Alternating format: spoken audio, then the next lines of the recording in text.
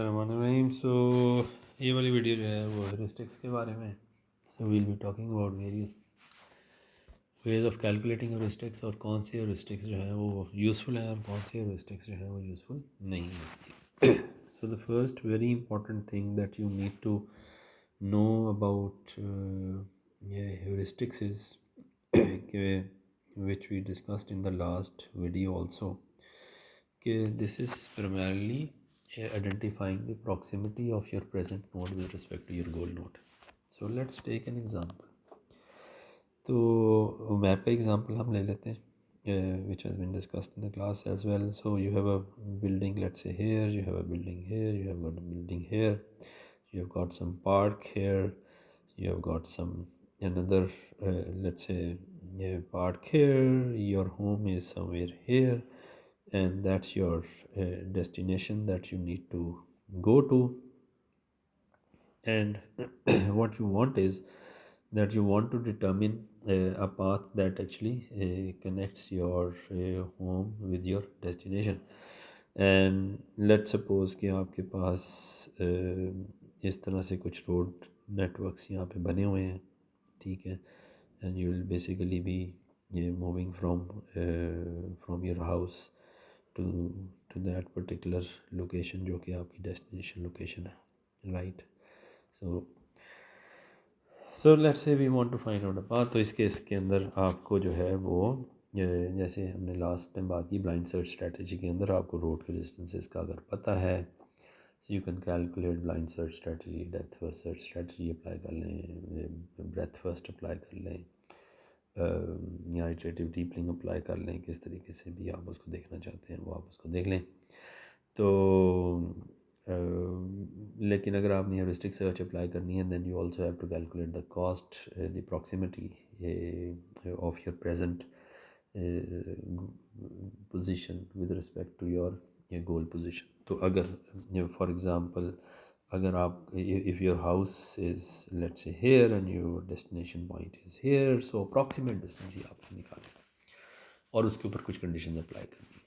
So let's take that approximate distance is without considering any obstacle in between. You ignore the obstacle, that primarily the straight line distance. That is the shortest possible distance that you can have from your present position to your goal position. तो इसको हम straight line distance की बात कर सकते हैं, crow fly distance की बात कर लेते हैं, या इस तरह से जो भी आप उसे नाम देना चाहें। तो this blue line primarily gives you an estimate. So your actual distance would always be less than or at least or at the most equal to this distance that has been written or that has been shown here.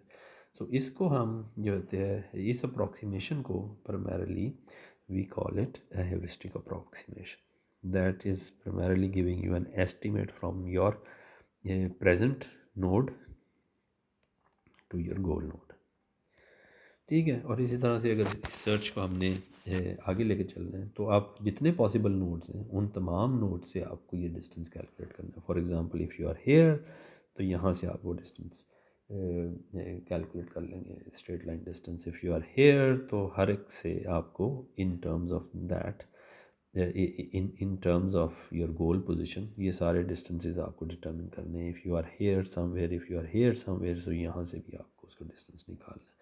अगर आप यहाँ पे हैं तो तमाम possible nodes जो कि आपकी सर्च स्पेस के अंदर अवेलेबल हैं उनका आपने डिस्टेंस निकालना होगा with respect to your goal node, and this is what you call as the heuristic evaluation. Remember ये होंगे with respect to your goal node हमेशा, and this would be without any intermediate node in between. So that would be the direct approximation from your present state to your goal state, ठीक है। तो it's actually in one way or the other the direct approximation, ठीक है, without any intermediate node in between, कोई intermediate node in between नहीं होगा, ठीक है जी।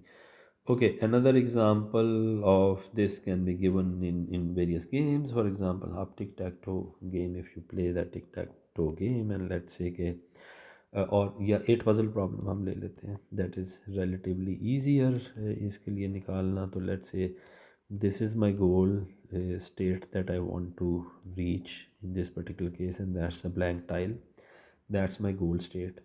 और मेरी जो present state है वो कुछ इस तरह से है. For example I have got 2 here, 1 here, 3 here, 6 here, 4 here, 7 here, 5 here and 8 here, और ये ब्लैंक टाइल है. तो अब इसमें कितने आपके पास पॉसिबल, हर मूव जो है वो एक नई स्टेट को जनरेट करेगी. We call it a state space. तो यहाँ से एक आपके पास एक स्टेट है, इससे कुछ और स्टेट्स जनरेट होंगी, फिर कुछ और स्टेट्स जनरेट होंगी, और अल्टीमेटली अ सीक्वेंस ऑफ दो states would primarily lead you to your goal state. So that's your goal state. ठीक है, and that's your present state let's say. तो मेरी डायरेक्ट अप्रॉक्सीमेशन मुझे करनी है कि how far this my present state is from my goal state. तो इसके लिए I think you can actually devise multiple heuristics. For example one of the heuristics that you can actually apply in this particular case is कि simply count the number of misplaced tiles. इस case में 1 जो है वो अपनी असल जगह पे नहीं, 2 अपनी असल जगह पे नहीं है. तो लेट्स जस्ट कैलकुलेट दिस कि कितनी टाइल्स अपनी असल जगह पे नहीं है. तो 2 is not in its correct place. ठीक है, 1 is also not in its correct place, लेकिन 3 अपनी एग्जैक्ट जगह पे है. 7 अपनी एग्जैक्ट जगह पे नहीं है. 6 अपनी एग्जैक्ट जगह पे नहीं है. 4 is at its exact place. 5 भी नहीं है, और 8 अपनी एग्जैक्ट जगह पे है. तो हाउ मैनी नंबर्स और how many tiles are in their exact in their let's say out of place, 2, 1, 6, 7 and 8, 5.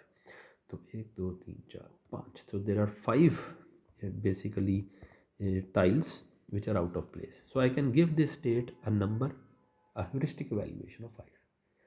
ठीक है. So that would tell me कि अच्छा ये 5 प्लेसेस अपनी जगह पे नहीं, 5 टाइल्स अपनी जगह पे नहीं है. अगर सारी टाइल्स अपनी जगह पे होती तो the value would have been 0. So I would on the trot मैं अपनी जगह पे, यहाँ पे मुझे होना चाहिए था, मैं वहाँ पे होता. लेकिन यहाँ पे 5 टाइल ऐसी हैं जो कि आउट ऑफ प्लेस है. तो इसका मतलब ये है कि I can actually approximate the proximity from my goal state by counting this files. अगर इन 5 टाइल्स की जगह 3 टाइल होती तो मैं अपनी गोल स्टेट के ज़्यादा करीब होता. अगर 8 की 8 मिसप्लेस्ड है तो इसका मतलब ये है कि मैं बहुत दूर हूँ अपने उससे. यहाँ पे कम से कम 3 प्लेट्स ऐसी हैं, अगर ब्लैंक को इंक्लूड कर लें तो 4, अगर ब्लैंक को इंक्लूड ना करें तो 3 ऐसी हैं जो कि अपनी 3 नहीं बल्कि 4, 8 या 3 प्लेसेस ब्लैंक को एक्सक्लूड करके. तो 3 प्लेसेस इन प्लेस हैं, ज़्यादा टाइल्स आउट ऑफ प्लेस हैं. तो इसलिए this is bit away from my goal state. So this is like one, yeah, and sort of heuristic that you can apply. कितना अच्छा heuristic है, कितना अच्छा heuristic नहीं है, that is something that needs to be identified or seen. अच्छा, एक और पॉसिबिलिटी जो आपके पास हो रहती है, अगेन नेविगेशन प्रॉब्लम. हम किसी मेज़ को सॉल्व करने बैठे हुए हैं, तो we have let's say a robot standing somewhere here, और यहाँ पे हमारे पास कोई ऑब्स्टिकल्स हैं, कुछ इस तरह से ऑब्स्टिकल्स पड़े हुए हैं, and that is my destination state जहाँ पे मुझे एक्चुअली पहुँचना है. तो इस केस के अंदर भी what I can actually do is कि I can actually apply the formula, the same thing which is the straight line distance between my, ignoring all the spaces in between. So this would primarily be what in one way or the other Euclidean distance between these 2 points. एक और possibility जो हो सकती है वो ये हो सकती है कि मैं मैनहट्टन डिस्टेंस ले लूँ. Manhattan distance primarily would be the horizontal distance plus the vertical distance. तो ये मेरे पास मैनहट्टन डिस्टेंस आ जाता है. तो मैं ये डिस्टेंस लेता हूँ, इसमें ये डिस्टेंस ऐड कर देता हूँ, and that will give me Manhattan distance. क्योंकि मैं ऑब्स्टिकल्स को इग्नोर कर रहा हूँ, तो ऑल दीज अप्रॉक्सीमेशंस जो कि मैं हेविस्टिक के लिए यूज़ कर रहा हूँ, they will always give me lower cost, lower distances. Actual distances से ज़्यादा मुझे ट्रैवल करना पड़ेगा. ठीक है. So this is how you will actually determine heuristics. और इस ए स्टार एल्गोरिथम या बेस्ट रिसर्च एल्गोरिथम के अंदर जो मेन टास्क है वो ये हेउरिस्टिक कैलकुलेशन है, और हेउरिस्टिक्स को आइडेंटिफाई करना ही जो है ना वो मेन टास्क है. अच्छा, अब ह्यूरिस्टिक्स को कैलकुलेट या आइडेंटिफाई करने के लिए या उनको सेलेक्ट करने के लिए there are certain properties that you need to identify. And one of the properties which is a very important property of a heuristic that should check before applying that heuristic, that a property is what we call as the admissibility of the heuristic. ठीक है. तो admissibility of the heuristic means कि क्या वो एक certain condition को fulfil कर रहा है आपका हेuriस्टिक या नहीं। एक तो यह है कि non zero value other than the goal state वो हमें नहीं देनी चाहिए उसे, ठीक है। गोल स्टेट के अलावा नॉन ज़ीरो वैल्यू नहीं आनी चाहिए, गोल स्टेट के ऊपर ज़ीरो वैल्यू आनी चाहिए, उसके अलावा ज़ीरो वैल्यू नहीं आनी चाहिए, सिर्फ गोल स्टेट के ऊपर ज़ीरो वैल्यू आनी चाहिए। अगर if you are at your goal, your heuristic, your proximity from your goal is always zero, so you will get a value of zero. So admissibility condition एक और ये condition impose करती है, और वो ये condition impose करती है कि if this is your present node, let me represent it with a, and this is your goal state जहाँ तक आपने पहुँचना है, और इस केस के अंदर आपने the actual distance is let's say is represented by this road और इसकी value let's say 10 है, और आपने अपना एक ह्यूरिस्टिक एवेल्यूएशन कोई ह्यूरिस्टिक फंक्शन अप्लाई किया जो कि लेट्स से कि ये आपको ह्यूरिस्टिक फंक्शन दे रहा है, और ये ह्यूरिस्टिक वैल्यू ह्यूरिस्टिक फंक्शन की जो वैल्यू है ह्यूरिस्टिक फंक्शन क्योंकि ये डायरेक्ट अप्रॉक्सीमेशन है with respect to your goal, let's say कि ये 12 आ जाती है। So this is primarily the approximation and this is the actual distance. So आपकी अप्रॉक्सीमेशन जो है ना that is over and above the actual distance, ठीक है। इस कंडीशन को हम रिप्रेजेंट ऐसे करते हैं कि वी से कि एच जो है, सो वी से कि H of any node, for example H of N of any node which is the heuristic approximation या एस्टिमेशन। और दूसरी हमारे पास है एच स्टार, इसको हम एक्चुअल डिस्टेंस की बात कर लेते हैं या actual value of the distance between your present state and your goal state, ठीक है। तो अगर मैं इस एज को यूज़ करता हूँ तो that would give me a higher path cost, जो कि मैं एफ़ कॉस्ट जिसकी मैं बात कर रहा हूँ, अगर मैं इस ह्यूरिस्टिक को यूज़ करता हूँ तो मुझे हायर एफ़ कॉस्ट मिलेगी, ठीक है। That's for sure. Actual path मेरे पास 10 था, कॉस्ट 10 थी, लेकिन अगर मैं इस ह्यूरिस्टिक के साथ एफ़ कॉस्ट कैलकुलेट करता हूँ, remember F is H plus G, तो एच अगर मैं यूज़ कर लेता हूँ 12 तो मुझे वो हायर वैल्यू देगा। तो इसकी वजह से सर्च की जो ए स्टार की जो परफॉर्मेंस है वो बुरी तरह मुतासर होती है। So what we actually want in this particular case is admissibility condition ये कहती है कि आपकी जो एक्चुअल कॉस्ट है that should always be greater than और at least equal to your approximation cost. यहाँ आपका ह्यूरिस्टिक फंक्शन जो कैलकुलेट कर रहे हैं उससे ये कॉस्ट जो है वो हमेशा ज़्यादा होनी चाहिए, और इन अदर वर्ड्स आपकी जो एस्टिमेटेड कॉस्ट है, estimated cost should always be less than equal to your actual cost, ठीक है। And this is what we call as underestimation, ठीक है। तो आपकी ह्यूरिस्टिक फंक्शन एवेल्यूएशन जो है ना वो हमेशा अंडर एस्टिमेट करे, अंडर एस्टिमेट करे आपकी एक्चुअल कॉस्ट को।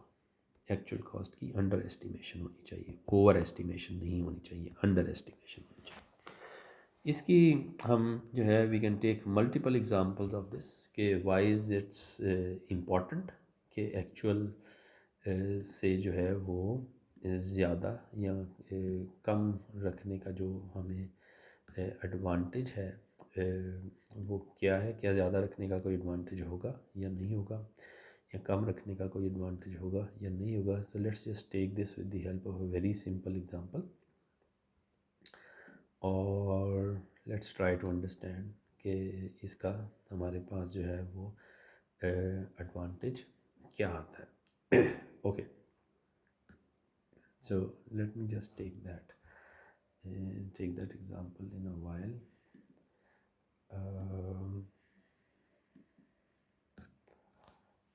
Okay,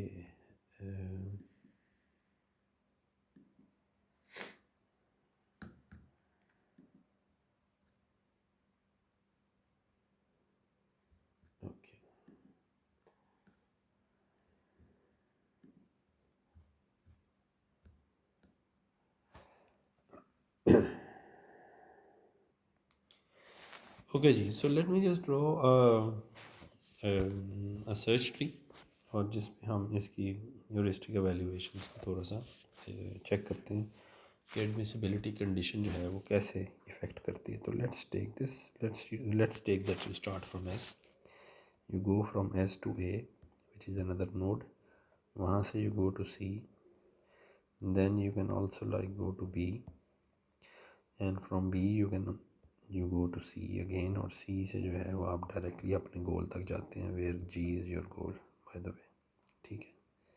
so G is your goal. Let's take the the path costs here, which is let's say 1 here, 1 here, and 3 here.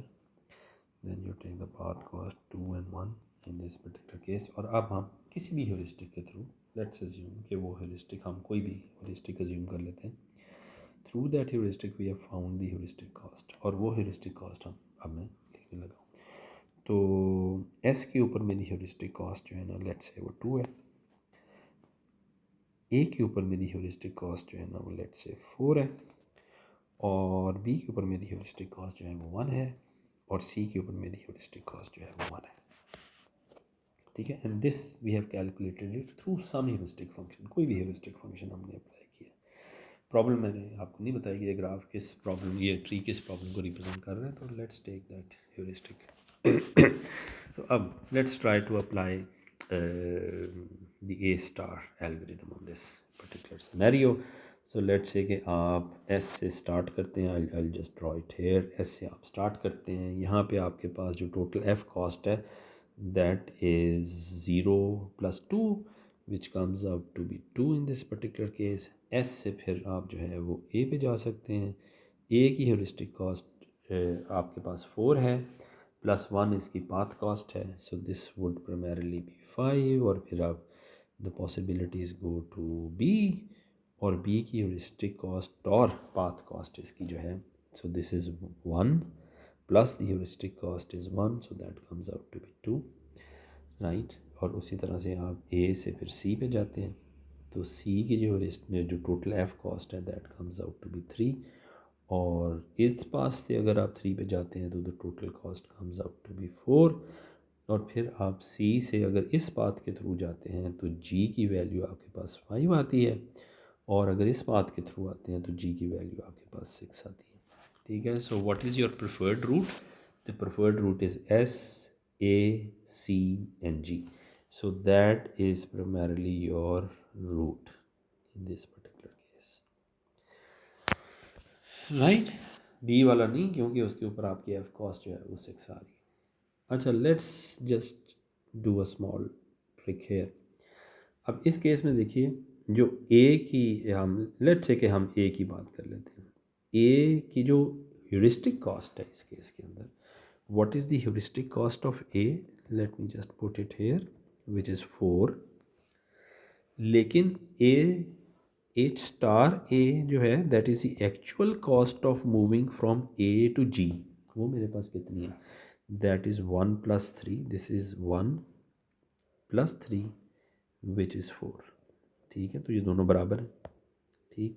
तो अगर ये दोनों बराबर हैं तो that means that I am actually okay. So this cost versus the actual cost of going there, ठीक है। Obviously आपका क्वेश्चन ये होगा कि एक्चुअल कॉस्ट का तो आपको पता ही नहीं है, क्योंकि अप्रॉक्सीमेट कॉस्ट है।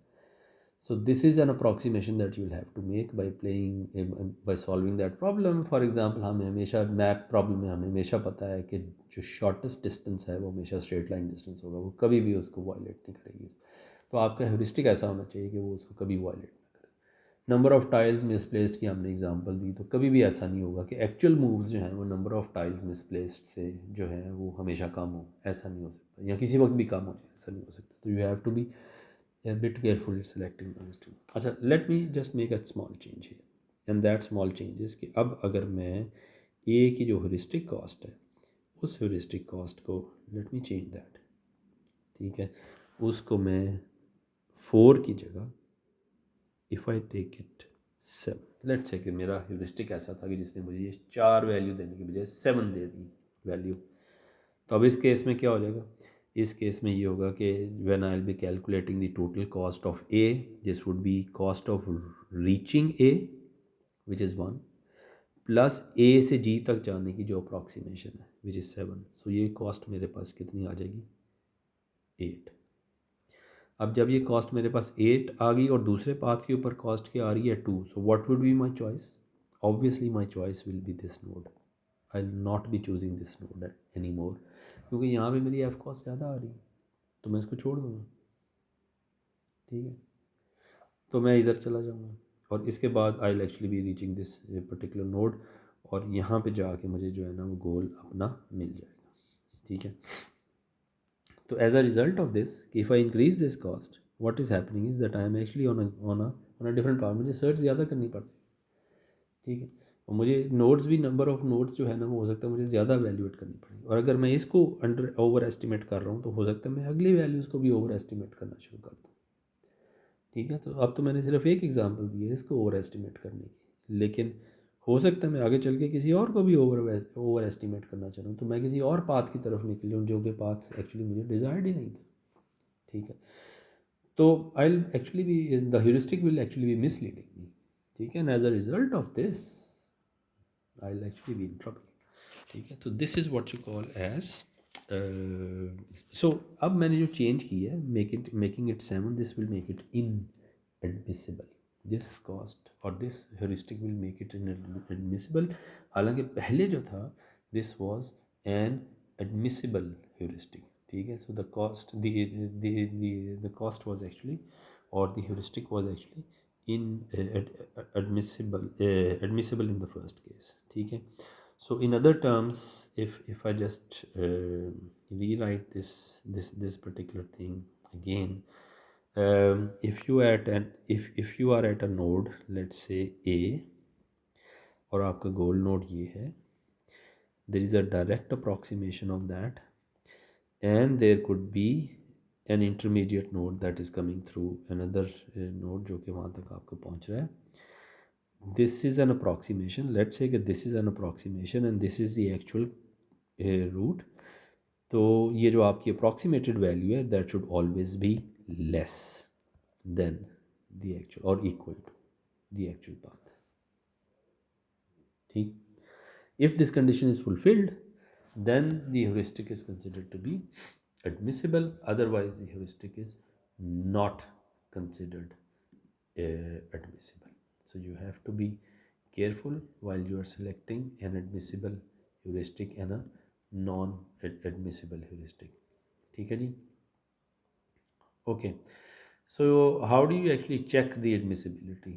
So admissibility check can actually be done this way. Let me just, so you will have to check it for all nodes.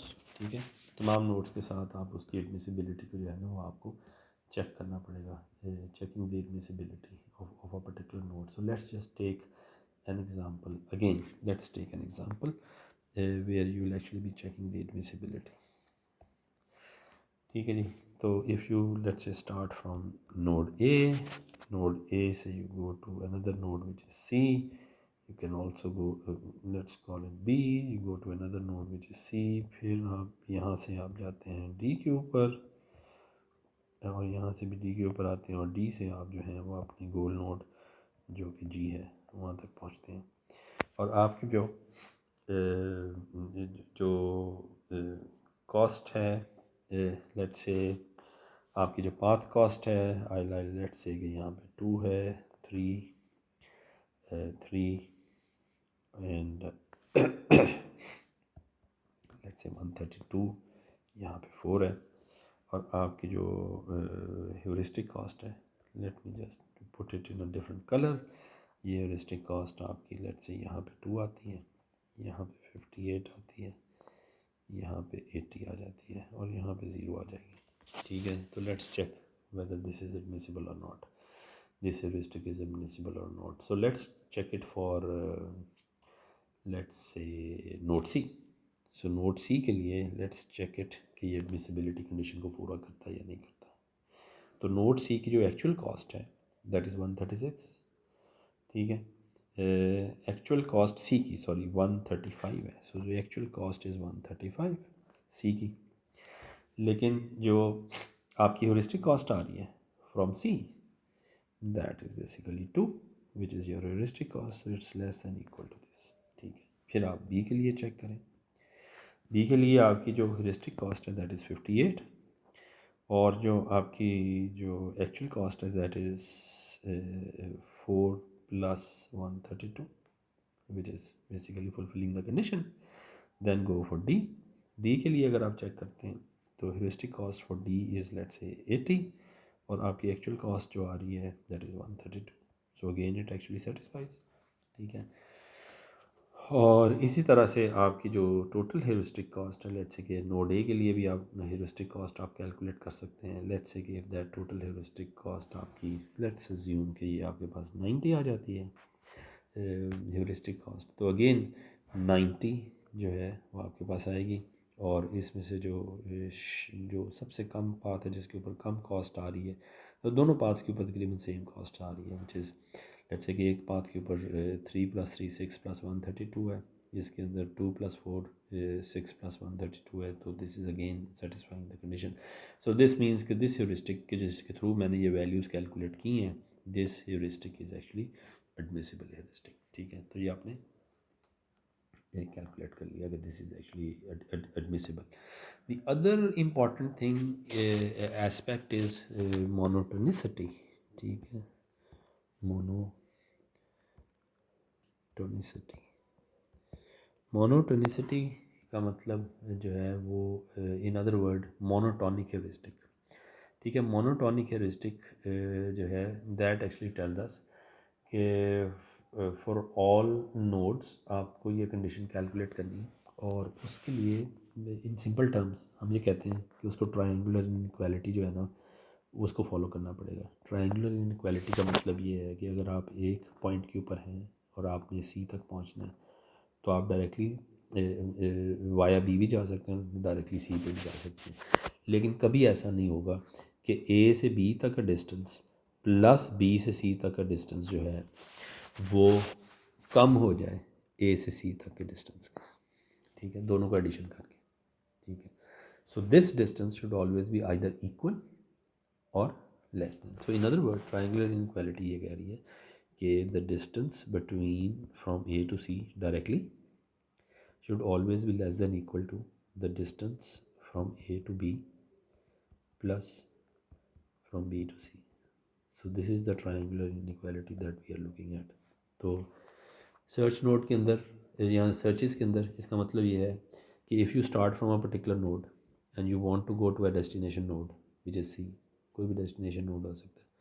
If you expand और उसके एक सक्सेसर नोड के थ्रू आप सी तक जाते हैं, तो सक्सेसर नोड के थ्रू जो आपका पाथ बनेगा उसकी जो कॉस्ट आएगी heuristic cost plus moving from your present state to your successor, उन दोनों को अगर आप ऐड करेंगे that should always be greater than और एट और एट और least equal to the direct cost. अच्छा, अब इसको हम let's represent it in terms of our problem. तो लेट्स से कि आप नोड ए के ऊपर थे and this is your goal that you want to reach. आपका ह्यूरिस्टिक जो है ना वो एक कॉस्ट बता रहा है विच इज़ दिस। आपने अब ए को एक्सपेंड किया, जब ए को एक्सपेंड किया तो आप एक और नोड पे चले गए बी। अब बी की अपनी एक ह्यूरिस्टिक कॉस्ट होगी, और वो ह्यूरिस्टिक कॉस्ट जो है ना let me represent it with this dotted line ताकि फ़र्क समझ में आ जाए between the heuristic cost and this. तो इसको भी मैं डॉटेड लाइन से ही शो कर देता हूँ, सॉरी डॉटेड लाइन से मैं शो कर देता हूँ। ठीक है, अब डॉटेड लाइन जो हैं वो ह्यूरिस्टिक कॉस्ट हैं। तो ह्यूरिस्टिक कॉस्ट ऑफ ए है ये ह्यूरिस्टिक कॉस्ट ऑफ बी है, और ये सॉलिड लाइन है cost of actually moving from A to B. तो इसको मैं G of A to B कह देता हूँ, G of A to B कह देता हूँ। तो according to the triangular inequality आपकी या मोनोटोनिसिटी कंडीशन या मोनोटोनिक ह्यूरिस्टिक कंडीशन की बेस के ऊपर आपकी जो कॉस्ट है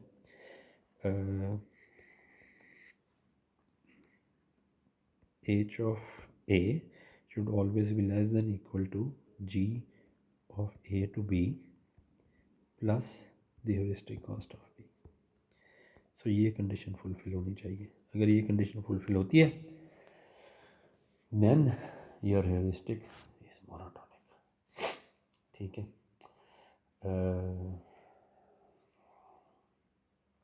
और ये मोनोटॉनिक कंडीशन को आपको कंडीशन को टेस्ट करना जो है वो आप भी आसानी से जो है वो उसको टेस्ट कर सकते हैं।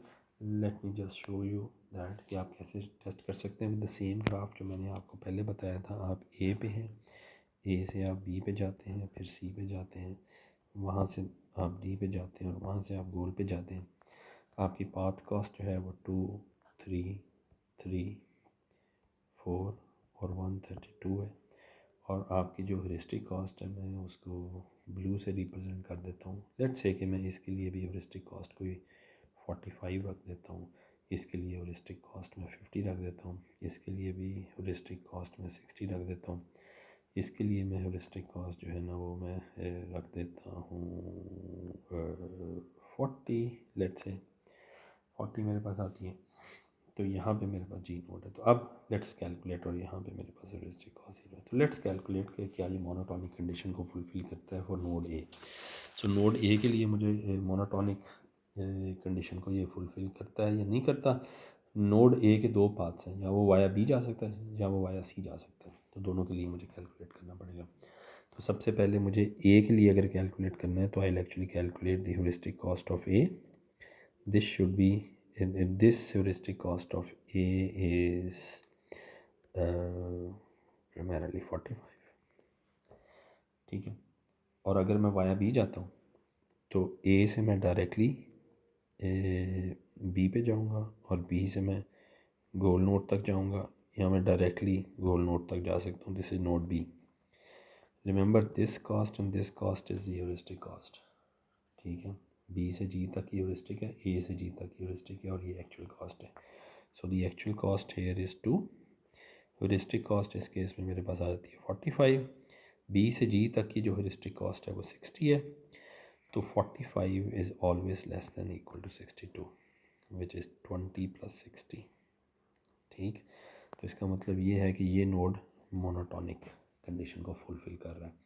इसी तरीक़े से मैं सी के लिए भी कैलकुलेट कर सकता हूँ कि ये 45 है ए की, 45 इज़ लेस दैन ए से सी तक जाने की जो कॉस्ट है वो 3 है, और सी से जी तक जाने की जो अप्रॉक्सीमेट कॉस्ट है वो heuristic cost which is 50 + 50 adds to this, and 45 is always less than 53। So therefore ये पाथ के थ्रू भी जो है वो एडमिसिबल मोनोटॉनिक है।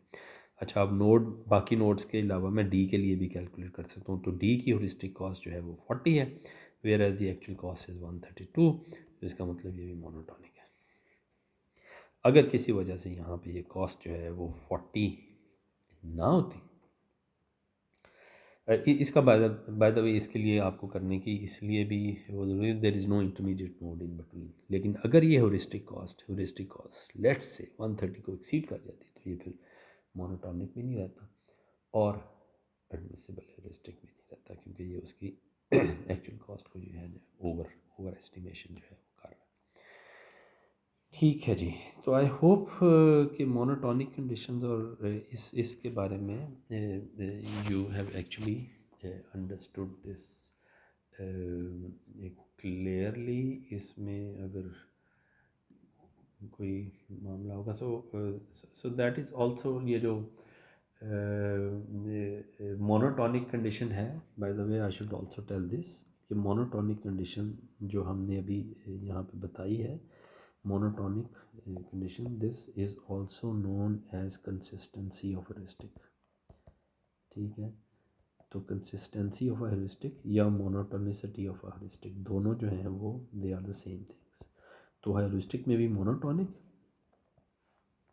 और heuristic is consistent, दोनों triangular inequality को भी जो है वो सॉल्व करना है। ट्रायंगुलर इनइक्वालिटी को जो है वो सॉल्व आप कर सकते हैं। अच्छा, so let me give you an example here, और I'll just see कि क्या इसमें how do you actually look at this problem. So you start from S, you go to B, ठीक है। From there you go to another node which is, let's call it A, और S जो है वो A के साथ directly भी connected है, और यहाँ से आप जाते हैं G के ऊपर which is your goal node। इसकी ह्यूरिस्टिक एवेल्यूएशन लेट्स से 7 है, इसकी हेuriस्टिक एवेल्यूएशन 5 है, 4 की हेuriस्टिक ए की हेuriस्टिक एवेल्यूएशन 1 है, यहाँ पे हेuriस्टिक एवेल्यूएशन 0 है। लिंक्स के ऊपर जो मैं वैल्यू दे रहा हूँ वो उसकी पाथ कॉस्ट से, ये आ गई, ये आ गया और ये आ गया, ठीक है। अब now you can check for their consistency and for their admissibility. अच्छा, एडमिसिबिलिटी के लिए इसको अगर चेक करते हैं तो एस से जी तक की जो हेरिस्टिक कॉस्ट है वो 7 है, विच इज़ रिटन एज 7, ठीक है। सो 7 है। एक्चुअल कॉस्ट जो आ रही है, अगर मैं वाया ए जाता हूँ डायरेक्टली, एस ए और G, this is 4 + 4 which is 8 greater, या यहाँ से मैं इधर से जाता हूँ तो this is 2 + 1 which is 3, 4 which is 7, तो बराबर है। तो इसका मतलब ये कंडीशन हमारे पास फुलफिल होती है। इसकी ह्यूरिस्टिक कॉस्ट जो है वो 5 है। यहाँ से अगर मैं इस बात के थ्रू जाता हूँ तो cost comes out to be 5, so it's admissible. अगर मैं ए से जाता हूँ, ह्यूरिस्टिक कॉस्ट इसकी 1 है, एक्चुअल कॉस्ट इसकी 4 है, एडमिसिबल। इसी तरह से जो है वो यू विल फाइंड कि the heuristic is admissible in this particular case, so this heuristic is admissible, ठीक है। अब मोनो कंसिस्टेंट है या नहीं, that's something that you actually have to find out, consistent है या नहीं। अगर मैं एस से डायरेक्टली जाता हूँ तो एस की कॉस्ट मेरे पास आ जाती है 7, ठीक है। और अगर मैं वाया बी जाता हूँ, फॉर एग्जांपल अगर मैं वाया बी जाता हूँ तो एस से बी तक की कॉस्ट मेरे पास जो है ना वो आ जाती है 2, और बी से आगे जो हेरिस्टिक कॉस्ट, बी से आगे जो हेरिस्टिक कॉस्ट, सॉरी एस से बी तक जो पाथ कॉस्ट है वो 2 है, और बी से डायरेक्टली अगर गोल तक जाते हैं तो उसकी हेरिस्टिक कॉस्ट जो है वो 5 है, तो that comes out to be 2 + 5 which is 7, that's fine. So ये कंसिस्टेंसी को फुलफिल करता है। और दूसरे पाथ के ऊपर ये कॉस्ट 7 है, ठीक है। सो दूसरा पाथ जो कि ये वाला पाथ है, एस सी में स्टार्ट करता हूँ, इसकी हेरिस्टिक कॉस्ट 7 है, and that should be less than equal to the path cost of going from here and then moving here. अब इसमें देखिए, the path cost of moving from S to A is 4, ठीक है। लेकिन A से G तक की जो heuristic cost है, that heuristic cost is 1, right? So that means कि ये जो inequality है, this inequality doesn't hold, so it's no more consistent. inequality जो है ना उसको ये fulfill नहीं कर रहा, right. So that would mean कि this is not a consistent heuristic, लेकिन एडमिसिबल है। So a heuristic that is not consistent can still be admissible, ठीक है। तो उस सूरत में there are certain condition in which you can actually find out कि इस कंडीशन का फ़ायदा क्या होगा या नुकसान क्या होगा। एनीवेज, तो कंसिस्टेंसी और एडमिसिबिलिटी ये चीज़ हमारे पास होनी चाहिए। This what would, why do you require consistency, that's the whole thing. ये एक क्वेश्चन आ सकता है कि आपको कंसिस्टेंसी क्यों रिक्वायर्ड है। कंसिस्टेंसी इसलिए रिक्वायर्ड है क्योंकि दी ऑप्टिमैलिटी कंडीशन कि आपको पाथ हमेशा ऑप्टिमल पाथ मिलेगा in A star always depends upon these 2 conditions कि एक तो हेरिस्टिक एडमिसिबल भी हो और कंसिस्टेंट भी हो। कंसिस्टेंट का मतलब ये है कि आपकी जो पाथ कॉस्ट है that should never reduce if you expand a given node. So let's say simple terms में मैं बात करता हूँ कि ए के ऊपर मेरी एक एफ़ कॉस्ट आ गई, एफ ऑफ ए। मैंने ए को एक्सपेंड किया और मेरे पास एक बी नोड आ गया, तो मेरे पास एक एफ ऑफ बी भी आ जाएगी। Under no circumstances F of A जो है ना, F of A is should be greater than, ठीक है, अंडर नो कंडीशन, या let me put it in other words, under all conditions F of A जो है that should always be less than F of B. F of B is a successor node. जैसे ही आप ए से उसके successor node पे जाते हैं, एफ कॉस्ट को बढ़ना चाहिए, कम नहीं होना चाहिए, ठीक है। और ये कंडीशन उसी वक्त पॉसिबल है जब आपके पास जो है वो एडमिसिबल एंड कंसिस्टेंट हेरिस्टिक्स आएंगे। जैसे ही एक्सपेंड करेंगे कॉस्ट बढ़नी चाहिए, कम नहीं होनी चाहिए। So that's the reason that you actually using this. Okay, I think this is a bit longer video. So, anyways, these are also important concepts. So, I guess you should try to follow these concepts, and these concepts will help you solve your assignment as well. Thank you very much. Jazakumullah khair.